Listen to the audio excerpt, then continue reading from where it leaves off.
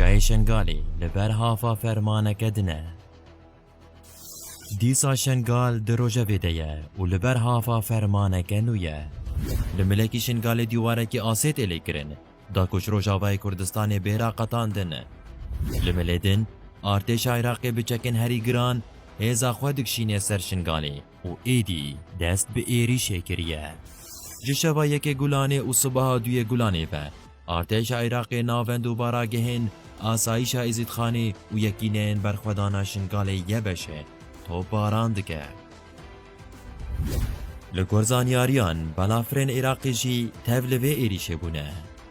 Ev êrîşa nû ya artêşa Iraqê ji 3 milên Şengalê ve pêk tê, Sinûn, Herdan û Dugirê. Tirkiya li peyvê êrîşê ye.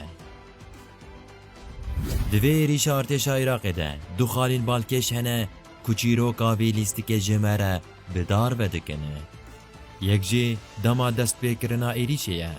Sibaha 8 Nîsanê Tirkiyeyê operasyona xwe ya li herêmên Avaşîn, Zap û Metînayê ragihand. Di heman rojê de artêşa Iraqê jî da xwe û hêza xwe kişand herêma Şengalê. Aduyan ev êrîşa li ser Şengalê bi serkêşiya fermandariya operasyonên Musilê birêve diçe û ev hêzahan bi xwe dibin bandora dewleta Tirkan de ye û bi biryarên wê tev digere.